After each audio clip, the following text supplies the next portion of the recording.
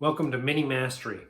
In this series, we're going to be painting my players' miniatures from primered to tabletop ready. We're going to be going through each player's mini and starting from just a primered mini and painting it through layer by layer, step by step. You'll be able to see the progress, follow along, and learn about the characters who are in our current campaign. Let's check it out.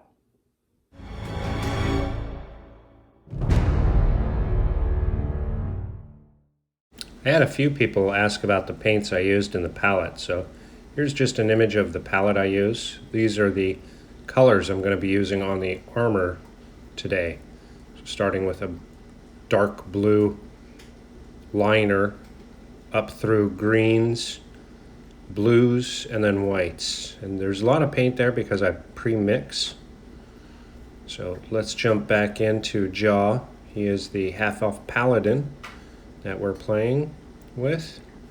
And last week we did parts of the vambraces and the loincloth, and we started to lay in greens, the little bits of more fabric material, and today we're going to be focusing on the leg parts, all the kind of sunken armor. There are a lot of details, especially in the chest area, so there are some small bits that will get this paint treatment, but then some that won't, because we'll highlight them with a different color. So we're going to speed it up for brevity. And this is the blue liner. You'll see how dark it is. And during this video, I'm working with a new tripod to hold the camera. And I'm not super happy with it. Of course, we're trying out new equipment to make sure we get better and better quality each week. So there are points where I'm painting off screen, and I've tried to cut most of those out. Now, total time, I know this is a longer video at just over 20 minutes. But the painting time here was actually just over an hour and a half. So we're not going to suffer you through all of that. But as we're painting the dark armor, the character I find really fascinating.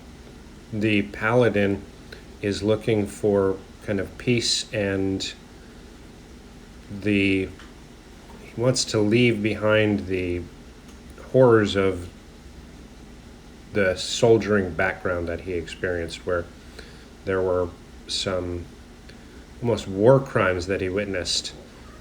But I wanted to harken back to that a little bit, so I chose for this deeper set of armor this real dark color. It's not going to be shining armor, it's not going to be very bright, it's not going to be overly reflective like the armor that Arthur and his knights use in Excalibur, in the old movie Excalibur, where it looks chrome. This is going to be very dark. It's going to have a lot of highlights above it, but the base, the innermost armor itself, is going to be extremely dark. And I thought it was really important for the character because that background, that dark background, is really what's driving him to his new Paladin class. And again, I just really think it's an interesting storyline for the character, and I wanted to call that out in some way. So I chose to go really, really dark on this armor bit. And as we progress, you'll see the armor here has so much detail. The scale on just above the loincloth, I knew it was going to be a little bit of a challenge just because of the amount of detail in there. And especially when you're painting scale mail with this broad of a palette, where we're going from this dark blue all the way up to pure white, transitioning that many colors, that many layers, is very challenging. So here you can see we skipped ahead. The dark blue that's on the armor really, really dark, especially compared to the greens, which I initially thought were pretty dark. Again, this is just harkening back to the dark roots of the character. I apologize, it's upside down. I realize that now. I was not able to flip it, but going forward we'll make sure we've got the right angle so you're looking at it right side up. So here we're getting ready to lay in the next highlights. So this is actually the shadow color. It's a dark blue liner mixed with a kind of a dark green, and there were actually 3 mixings of this color, so progressively lighter, but this is just the darkest layer, and I cover just about 3/4 of the previous layer with this color. Again, we want to be able to transition up to the lightest color. I'm picking areas where I think light would either be shining directly on it or reflecting from the ground.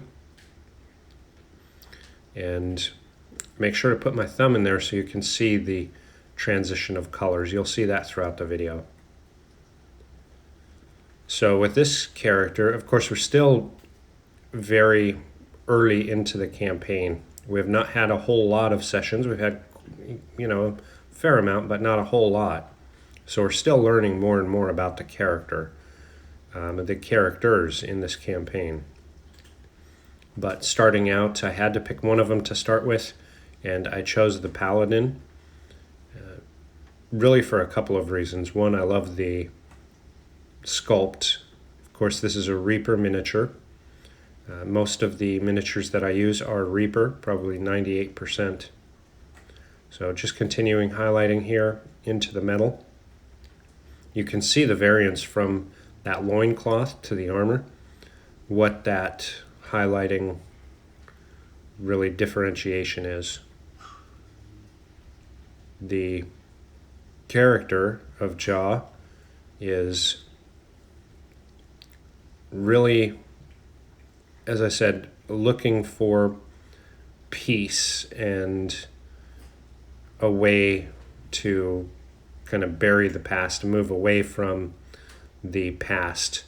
So kind of I don't want to say a pacifist, because they will, Jah will defend himself, his companions, and really his ideals. With our last session, they came across a bearded devil who was actually caught in a arcane circle, and Jah really understood that he wanted to vanquish the foe, which was great because there are many paths you can choose, of course, in Dungeons and Dragons. Had they abandoned and left, while the bearded devil would still have been trapped, during the rainy season it would have erased the arcane circle that the bearded devil was in, who would have sought revenge on the party for leaving him trapped there. So it was actually a smart way for Joss to live up to his expectations of not letting evil roam free on the ground. Even though everybody thought it was trapped at the time, it wouldn't have stayed that way for long. So I thought it was great role-playing for one, but then really following the character ideals and motivations in game. I just thought it was great. The armor here, as I said, we've sped up and cut out a lot of the video. If at any point you want to see kind of the transition on the palette, leave a comment below and I'll post some pictures with the colors, the numbers, the SKU numbers, and these are Reaper paints as well. While I don't exclusively use Reaper paints, they probably make up 50% of the paints I use. And the challenge here on this mini is, as I said, the details are carved or sculpted in so well. Once we really get into some of the highlighting points, you can really see it. And as I was painting, I noticed on the back of the greaves, they're more open. So I they looked more fabric-y than I initially thought, even when it was primered. So I stopped painting that back end, and I'm going to continue the boots up through the back of the legs. And that's going to give the greaves a little more definition as well, but then follow the sculpt, because they are, obviously, as I started to paint, I could tell they are part of the boots. And just continuing on to highlight, you can see on the thumb there, I wanted to make sure that you could see, probably on layer 3 or 4 at this point, and the colors are just getting progressively lighter. Very thin, and thin layers, letting it dry in between each layer. And each time I'm putting on a layer, I'm only doing about 3/4 to 1/2 of the previous layer. So you can start to see some of the definition come out in the leg plate armor. And on to the next color. Of course, just continuing lighter and lighter, and just thin coats. You don't need a lot. Of course, on the wet palette, that helps keep everything thin and fluid. You're able to really get, you don't want your paint transparent, but you want it a little translucent. So on this chest piece, there are a couple of little nooks on the sides, as well as almost like a front collar piece and side collar pieces. Very challenging to get to, but I think we did a good job. And again, just kind of looking at where is the light going to be hitting, and where would it be reflecting from the ground. A very interesting sculpt. I really like this one. Again, Joss is a half elf paladin, so I definitely wanted something that had either elven or half elven characteristics. This sculpt has the one pointed ear that comes out through the hair, so definitely has that elven feel. But the armor was very intricate and left a lot open for me to be able to play with. As we progress, of course, it's got that plate, almost a place for a sigil on the chest. The loincloth. There are so many ways that as you go through the character development in the story, you can add more and more personalization. And you'll see my arm moving around kind of funky because I'm moving around one of the tripod legs for the camera. But this was very important for me starting out, because since we're so early in the game, I want to have a big palette to be able to play with as we continue to play and develop the characters in the story. So a big jump there, of course, just because I started painting off camera again, or I may have just been moving up. So you can see laying on my thumb, just lighter and lighter. So here we're more into the grays. So we've progressed from dark blue to dark green to a mid-gray, and just continuing to move everything lighter and lighter in color. And the transitions on this are slow, again, because I want the armor to be dark on these deeper spaces. All the little bits of flare, especially on the chest, will be a much lighter color. They'll still blend quite a bit, but they'll be lighter in color, so it'll show that deep, dark kind of center that I think any character with the same type of background may have inside. And just continuing up lighter and lighter. In the upcoming year, our campaign will speed up a little bit in that we'll play more frequently. When we started this campaign, it was near the end of the year, I knew holidays were coming up, and I had already had quite a few commitments in a couple of different games, and so I didn't want to overextend myself. So this campaign we played every other week through the end of 2020. And then in 2021 we'll start playing every week. So we'll get more time to play. I'll get more time to learn the characters, and of course, as we paint, I'll be able to tell you about them. And just at this point, you're really able to start seeing some of the variants of the layering. So it's really giving that illusion of form and light hitting the metal. And speed it up again. Get back to doing highlights. Again, it's a new setup, so keeping it in frame the whole time was challenging.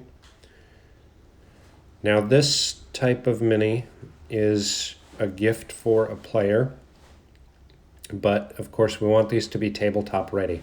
So generally, if it's just a tabletop ready miniature, I will not spend this amount of time and detail doing it, but because these are gifts for my players, I do want them to be more decorative and more display ready.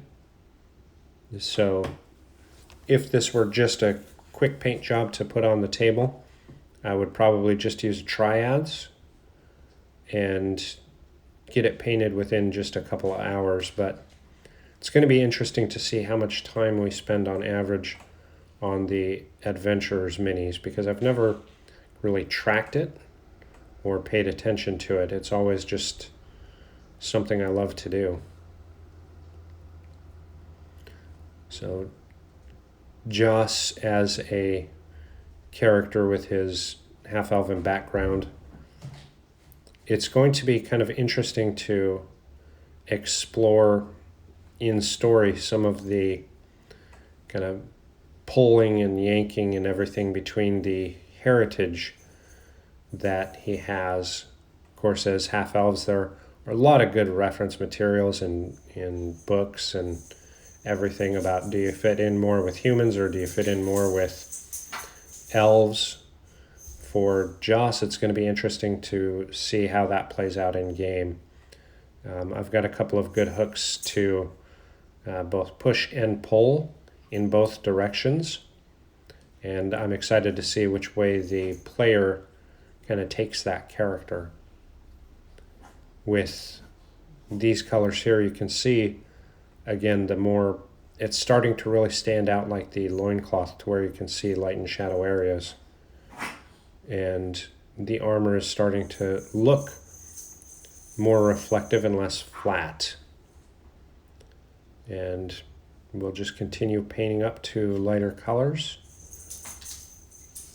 Oh, my cat is playing with a jingly toy, so I imagine you're hearing that in the background. I apologize. But I don't let them sit with me to paint, and so they got to make up for lost time.